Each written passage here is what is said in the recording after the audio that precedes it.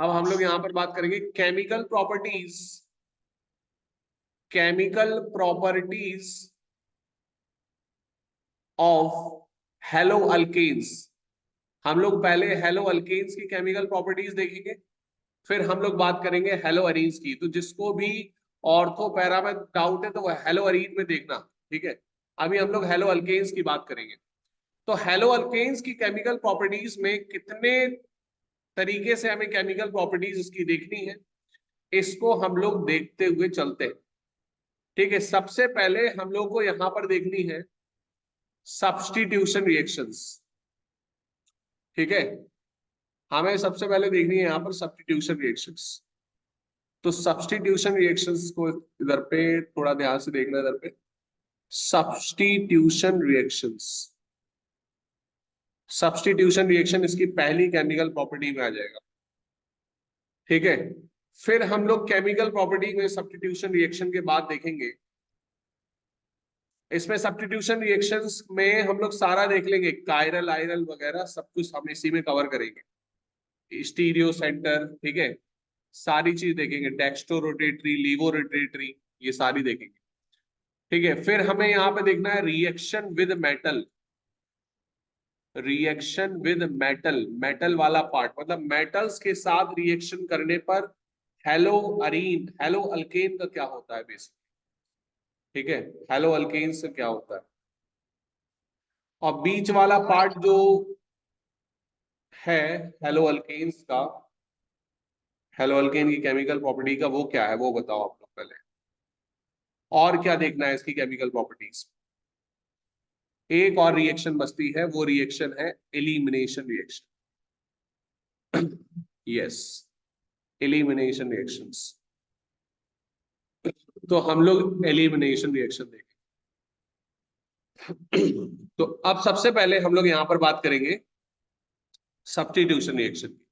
तो हम लोग हेलो एरीन की बात करेंगे, अभी हम लोग हेलो अल्केन्स देख रहे हैं। तो सब्स्टिट्यूशन रिएक्शन में हम लोग यहां पर देखेंगे, यहां देखते हैं ना थोड़ा ध्यान से, सब्स्टिट्यूशन रिएक्शन में थोड़ा ध्यान से देखना। हम लोग यहां पे बात करेंगे न्यूक्लियोफिलिक सब्स्टिट्यूशन रिएक्शंस की। किसकी बात करेंगे, nucleophilic substitution reaction. Nucleophilic substitution reaction क्या होती है इसको देखो थोड़ा ध्यान से। न्यूक्लियोफिलिक बेसिकली काम आती है यहां पर न्यूक्लियोफाइल से। कहां से आती है, न्यूक्लियोफाइल से। दो टाइप के अटैकिंग रिएजेंट होते हैं, अटैकिंग रिएजेंट होंगे दो टाइप। अटैकिंग रिएजेंट कितने टाइप के हैं, दो टाइप के। कौन कौन से अटैकिंग रिएजेंट है, पहला आपका है इलेक्ट्रोफाइल, ठीक है, इलेक्ट्रोफाइल, और दूसरा आता है न्यूक्लियोफाइल। हर एक चीज को बड़ा ध्यान समझना, क्योंकि और चैप्टर्स में अगर ये चीज रिपीट करी तो वहां पर मैं दोबारा रिपीट नहीं करूंगा, ठीक है। इलेक्ट्रोफाइल मतलब इलेक्ट्रॉन लविंग, इलेक्ट्रॉन से लव वही करेंगे जो कैटायनिक होंगे। कैसे होंगे, कैटायनिक होंगे, या फिर इलेक्ट्रॉन डेफिशिएंट होंगे, या फिर इलेक्ट्रॉन डेफिशिएंट बोल सकते हो, ठीक है। वो ही इलेक्ट्रॉन लविंग स्पीसीज होंगे, वही इलेक्ट्रॉन लविंग स्पीसीज होंगे। जैसे चार्ज में आपके आ जाते हैं जो कैटायनिक होंगे, जैसे H+, Cl+, ठीक है, Br+, ये आपके आ जाएंगे, ठीक है। जैसे NO2+, ठीक है, SO3H+, ठीक है, ये भी आपका आ जाएगा CH3COO+, ये आपके इलेक्ट्रोफाइल, ठीक है। BH3+, BH3 न्यूट्रल है हमारा। म्यूट कर लेना अपने आप को, कोई भी यहां पर अनम्यूट नहीं होगा। जो भी दिक्कत है वो आप लोग चैट पे बताएं। तो ये आपके चार्ज वाले हो जाएंगे, ये आपके न्यूट्रल हो जाएंगे।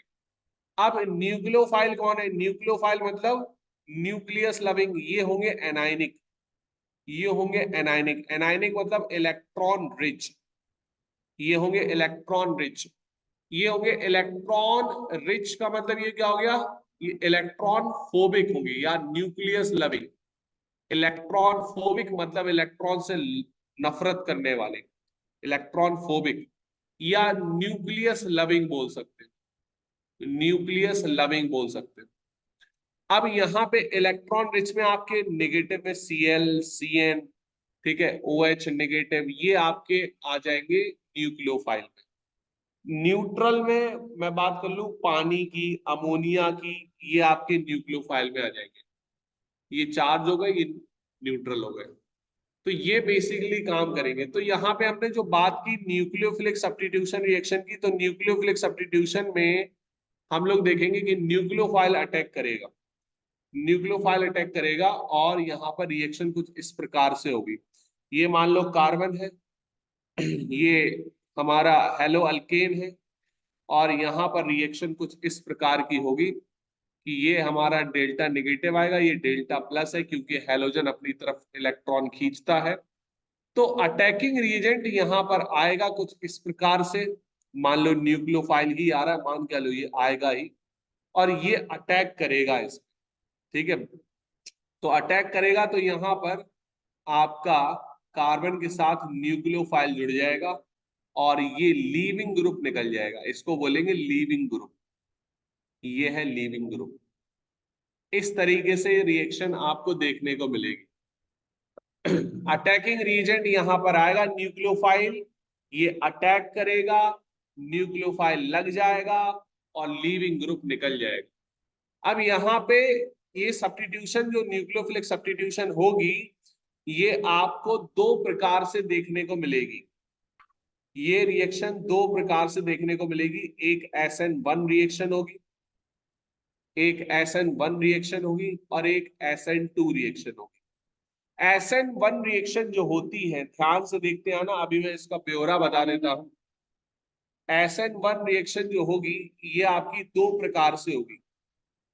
ठीक है, सॉरी, सब्स्टिट्यूशन जो होगी वो दो प्रकार से होगी। तो SN1 में आपको यहाँ पे डिपेंड्स ऑन सबस्ट्रेट, ये सिर्फ और सिर्फ सबस्ट्रेट पे डिपेंड करेगी, अटैकिंग रीजन पे नहीं करेगी। सबस्ट्रेट क्या, सबस्ट्रेट मतलब जिस पे अटैक हो रहा है। ये क्या है, ये है अटैकिंग रीजन, ये क्या है attacking reason.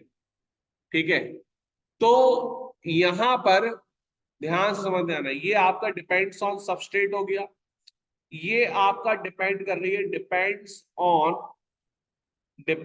On substrate, depends on substrate and, substrate पे डिपेंड कर रही है, and depends on attacking region to, attacking reagent पे भी डिपेंड करती है ये रिएक्शन। ठीक है, सबस्ट्रेट एंड अटैकिंग रीजन दोनों पे डिपेंड कर रही है। क्लियर है बात? तो अगर SN2 की बात करेंगे, 2 का मतलब ये अटैकिंग रीजन पे भी डिपेंड करती है रिएक्शन, और सबस्ट्रेट पे भी। और SN1 रिएक्शन जो है, ये 2 स्टेप रिएक्शन, ये 2 स्टेप रिएक्शन, ये आपकी 1 स्टेप रिएक्शन है, एक स्टेप में रिएक्शन कंप्लीट हो जाती है। SN1 में आपको जो प्रोडक्ट देखने को मिलेगा, वो आपको वैसे ही मिलेगा जैसे, देखो यहाँ पे लीविंग ग्रुप था और इसी जगह पे न्यूक्लियोफाइल लग गया, तो इसको बोलते हैं रिटेंशन। क्या बोलते हैं, रिटेंशन। तो इसमें रिटेंशन देखने को मिलेगा। और SN2 में आपको इन्वर्जन देखने को मिलेगा, मतलब पीछे साइड से जुड़ेगा। ठीक है, अभी मैं सारे पॉइंट क्लियर कर दूंगा रिएक्शन करवाते टाइम। SN1 में आपको रिटेंशन मिलेगा और इसमें इन्वर्जन मिलेगा।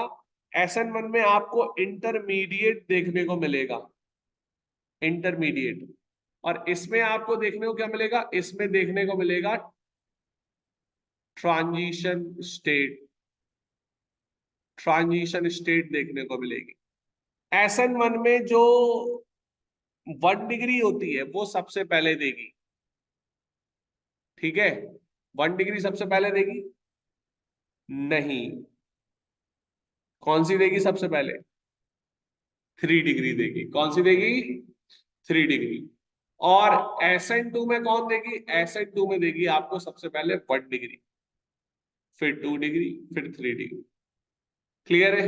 अब देखो थोड़ा ध्यान से, हम सबसे पहले बात करेंगे SN1 रिएक्शन।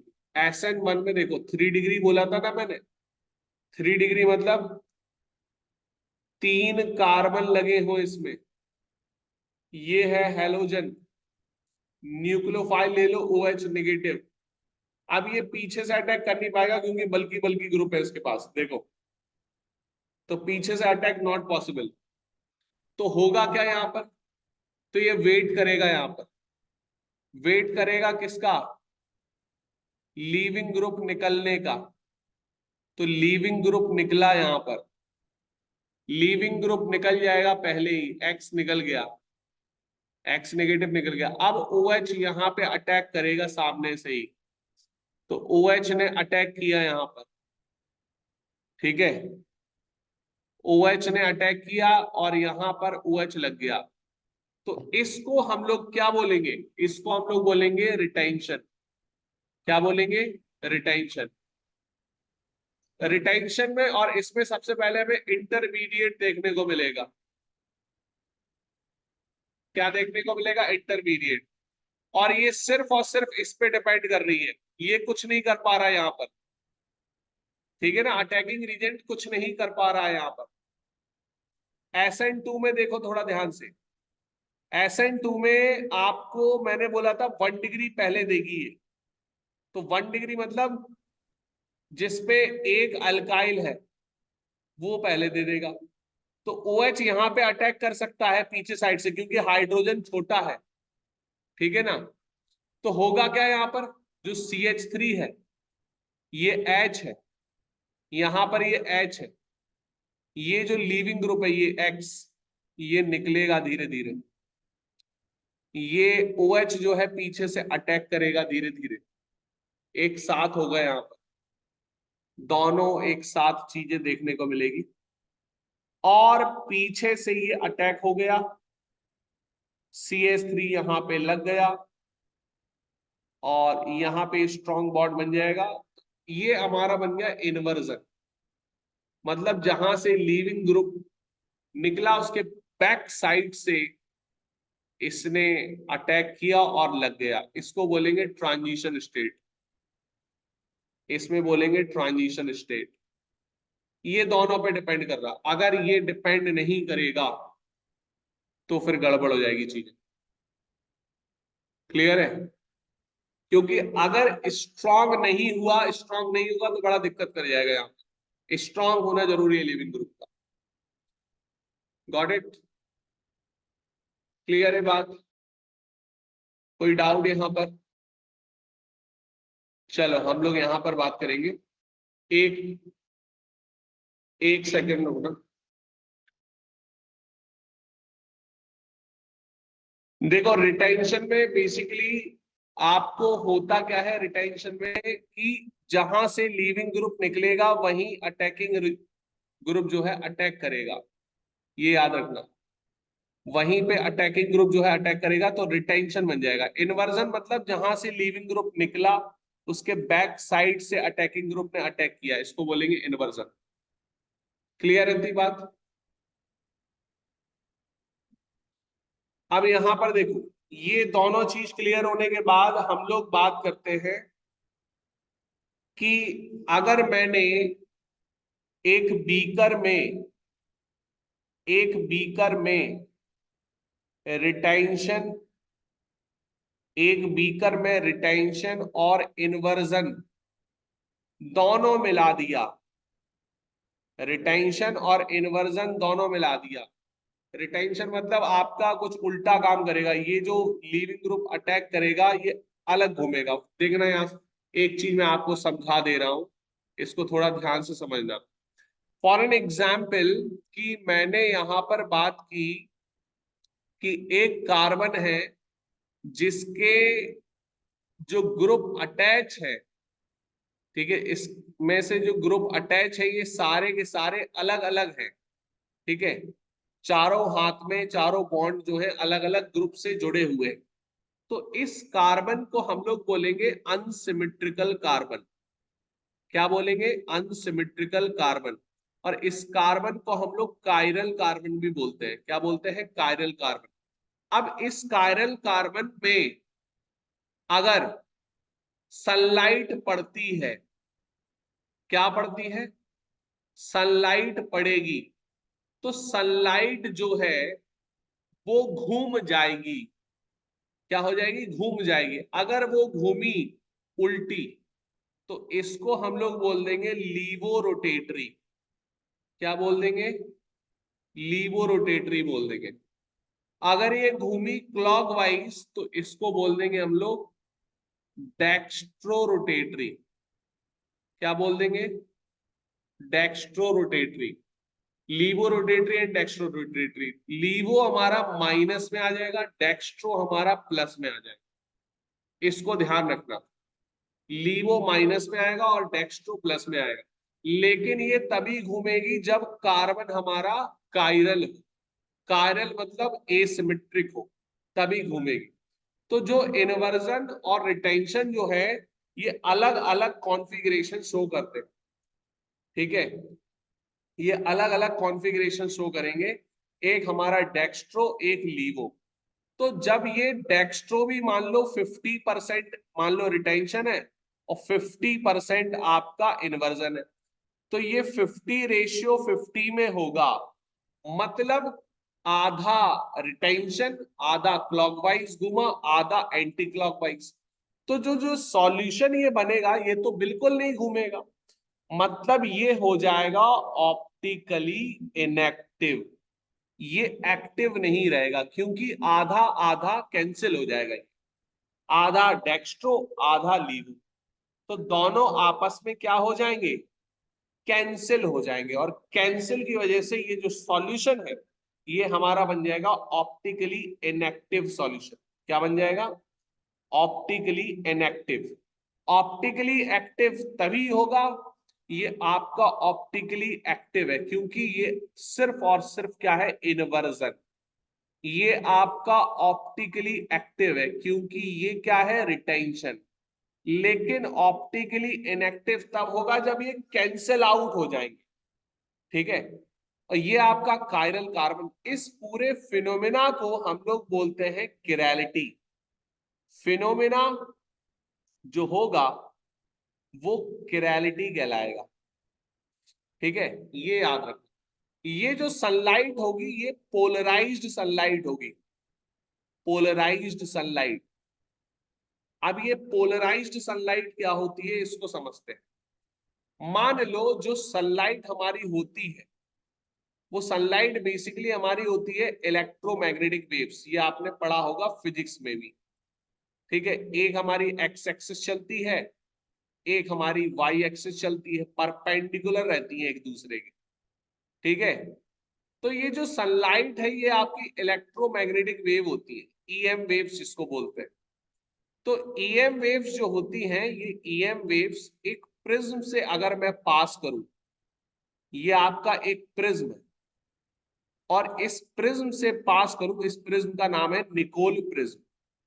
इस प्रिज्म से अगर मैं पास करता हूं तो सिर्फ और सिर्फ एक टाइप की यहां पे सनलाइट आपको देखने को मिलेगी। ठीक है, एक कट जाएगी, तो ये वाली सनलाइट आपको देखने को मिलेगी और पर्पल वाली कट गई, तो इसको हम लोग बोलेंगे पोलराइज्ड लाइट। क्या बोलेंगे? पोलराइज्ड सनलाइट या पोलराइज्ड लाइट। क्लियर है बात? ये आपकी नॉर्मल लाइट। तो अब ये पोलराइज्ड लाइट जो है कायरल कार्बन पे गिरती है, कायरल कार्बन पे गिरेगी। तो कायरल कार्बन पे गिरने के बाद यहां पर बेसिकली कायरल कार्बन पे जैसे ही गिरी, ठीक है, कायरल कार्बन पे गिरने के बाद अगर ये क्लॉकवाइज घूमी तो डेक्स्ट्रो, और ये एंटी क्लॉकवाइज घूमी तो लीवो। तो क्लॉकवाइज घूमी तो क्या हो जाएगी? Dextro rotatory, dextro rotatory. और एंटी क्लॉकवाइज घूमी तो क्या हो जाएगा? Laevo rotatory, laevo rotatory. Clear? इस तरीके से ये देखने को मिलता है बेसिकली। अब ये हमारा पूरा फिनोमेना है। अब इसी में डेक्स्ट्रो और लीवो दोनों आ जाती है तो उसको बोलते हैं हम ऑप्टिकली इनएक्टिव हो जाता है वो 50-50%। इतनी बात समझ में आ गई? अगर कार्बन के चारों हाथ सेम नहीं होंगे, चारों हाथ अगर सेम नहीं होंगे तो उसको हम लोग क्या बोल देंगे? एक आयरल कार्बन। क्या बोल देंगे? एक आयरल कार्बन। तो इसको थोड़ा सा ध्यान से देखते हैं। अब बाकी हमारा बचता है इलिमिनेशन रिएक्शन।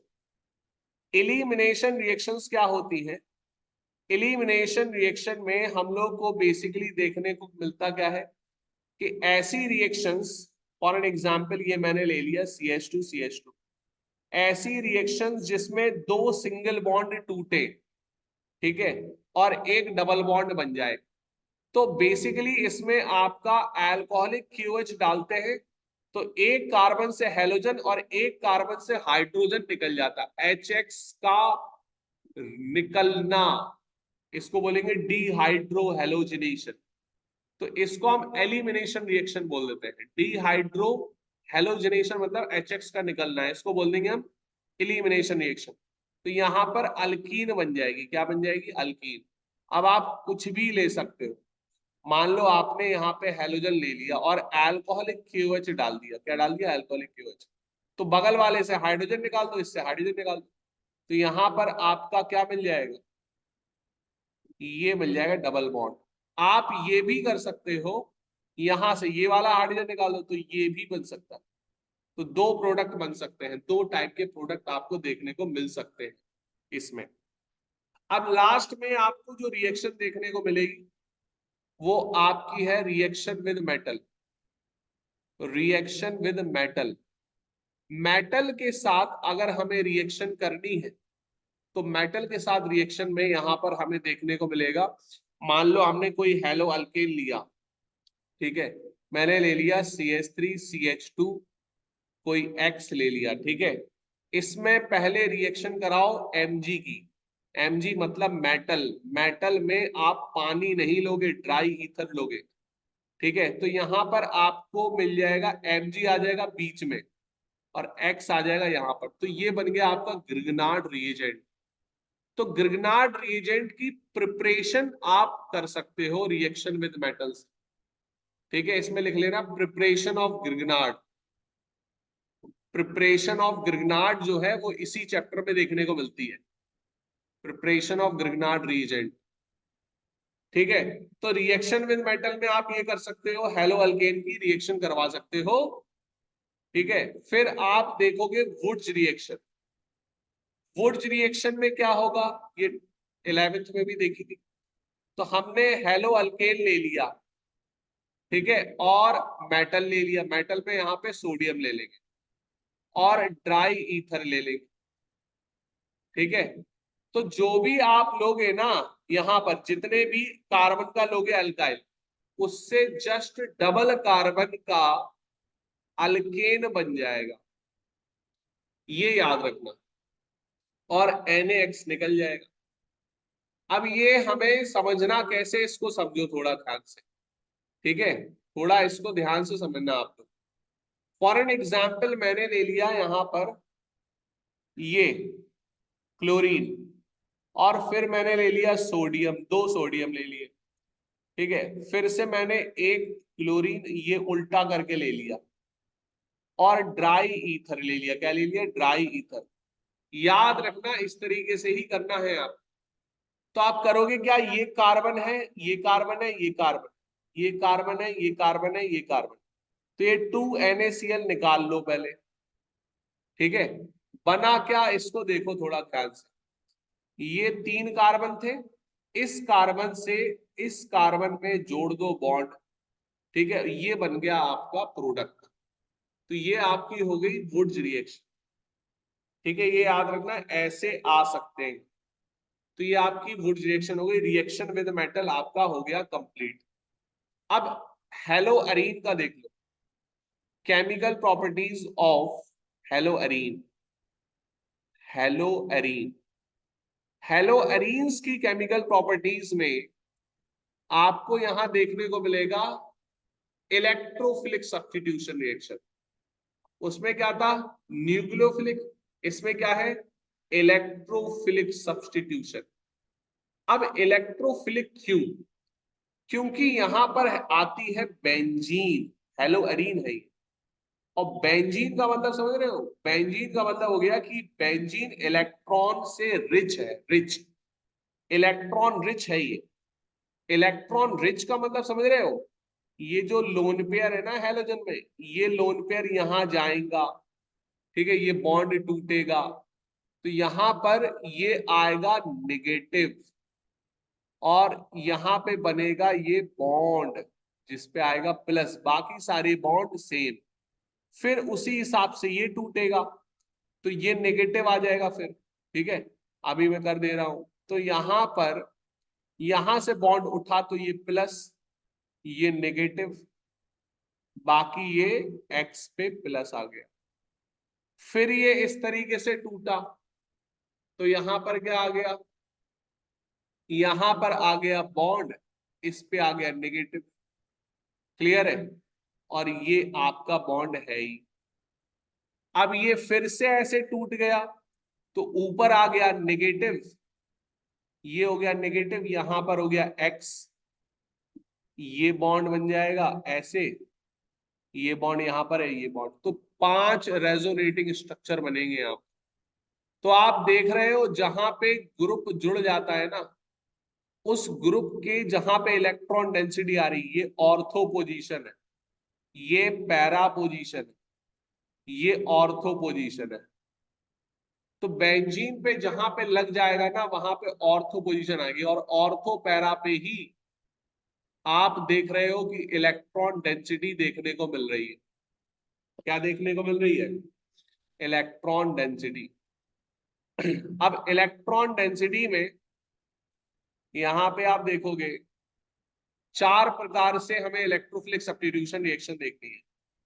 सबसे पहले हम लोग बात करेंगे हेलोजिनेशन, फिर हम लोग देखेंगे नाइट्रेशन, फिर हम लोग बात करेंगे सल्फोनेशन, और फिर हम लोग बात करेंगे यहाँ पे Friedel Crafts reaction. Friedel Crafts reaction, ठीक है, ये रिएक्शन हम लोग को देखनी है। तो सबसे पहले हम लोग बात करते हैं हेलोजिनेशन रिएक्शन। हेलोजिनेशन रिएक्शन में जो रिएजेंट हम लोग लेंगे वो ले लेंगे Br2 के साथ CCl4। ठीक है, तो हमने हेलो एरीन ली पहले। हेलो एरीन में कोई भी हेलोजन लगाए, मान लो हम क्लोरोबेंजीन ले रहे हैं हमेशा, ठीक है, तो यहां पे डाल दो Br2 और CCl4। तो ब्रोमी हेलोजिनेशन में Br प्लस अटैक करेगा, क्योंकि हम लोग रिएक्शन देखने जा रहे हैं इलेक्ट्रोफिलिक सब्स्टिट्यूशन। इलेक्ट्रोफिलिक सब्स्टिट्यूशन समझ रहे हो, इलेक्ट्रोफाइल अटैक करने वाला है, मतलब Br प्लस। कहां कहां जुड़ेगा ये? ऑर्थो पे, और दूसरी बार में पैरा पे। एक ही बार में मत जोड़ देना सर, तो ये दूसरी बार में पैरा पे जुड़ गया। अगर मैंने यहां पर अगर मैंने यहां पर क्लोरोबेंजीन में Br2 के साथ पानी ले लिया H2O, तो याद रखना Br प्लस हमको बहुत ज्यादा मिलेगा, और Br प्लस बहुत ज्यादा मिलने का मतलब समझ रहे हो, सारे Br जहां जहां नेगेटिव आ रहा वहां पे एक साथ मिल जाएंगे। तो एक और दो टाइप की आपको यहाँ पर ये वाली रिएक्शन देखने को मिल सकती है। नाइट्रेशन में आपको NO2 प्लस रिएक्शन देखने को मिलेगी, NO2 प्लस जुड़ेगा।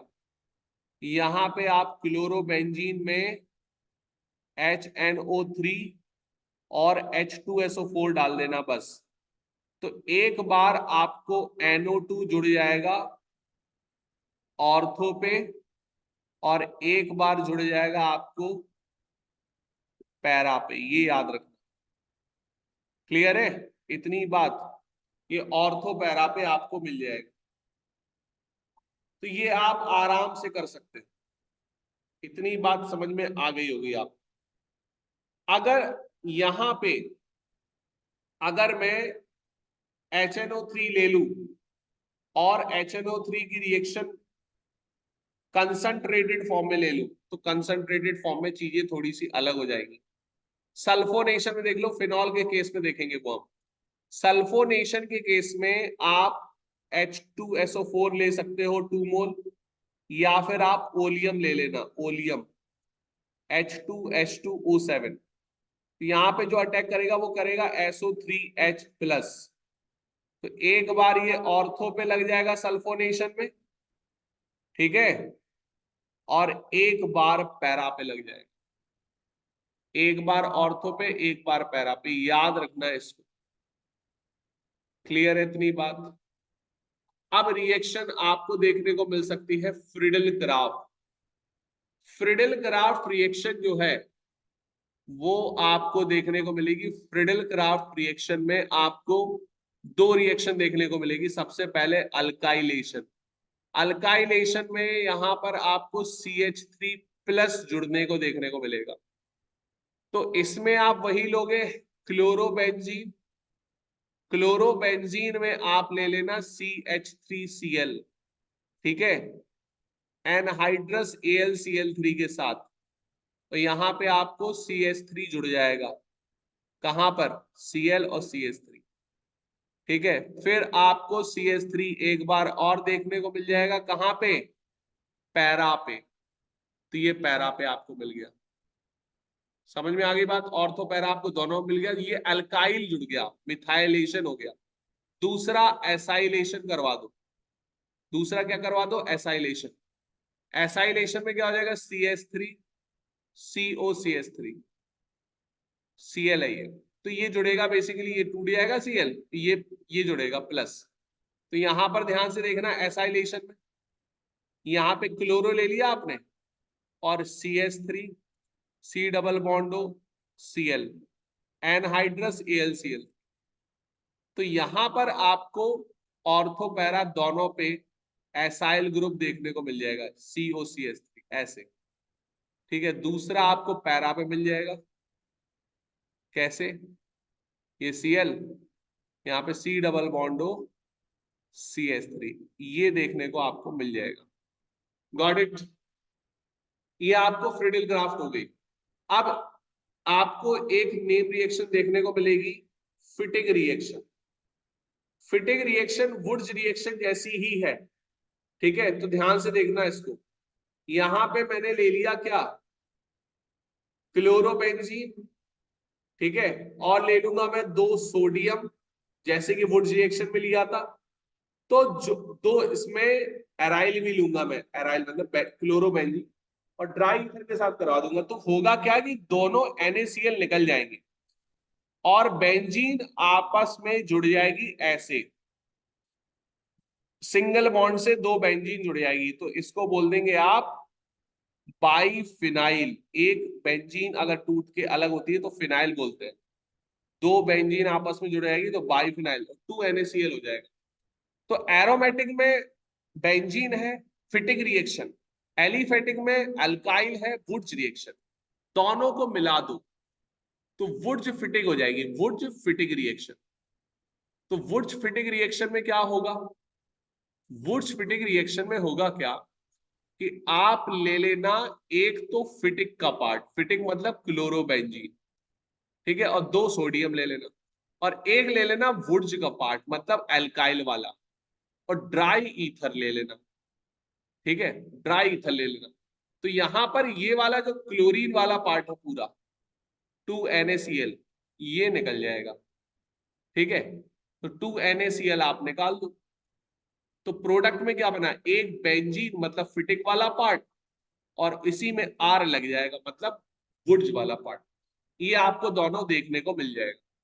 तो ये रिएक्शन आपको इस तरीके से देखने को मिल जाएगी। थोड़ा ध्यान से देख लेना, इसमें ड्राई ईथर रहेगा बस, ठीक है, पानी की जरूरत नहीं होनी चाहिए इसमें, ठीक है। अब इसमें कुछ इंपॉर्टेंट जो कंपाउंड्स है, पॉली हेलोजन कंपाउंड्स, उसको आप लोग देख लेना पॉली हेलोजन कंपाउंड्स में।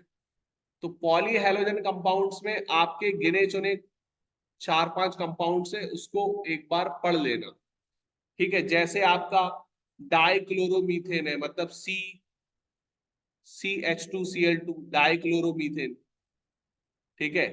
इसके आपको एनसीईआरटी से ही पढ़ना है बस, और कुछ नहीं। जो एनसीईआरटी में लास्ट में दे रखा है उसको एक बार टॉपिक पढ़ लेना। मैं शॉर्ट फॉर्म इसका भेज दूंगा एक, ठीक है, बस वही लिखना हो सकता है, शॉर्ट आंसर्स में आपको आता है।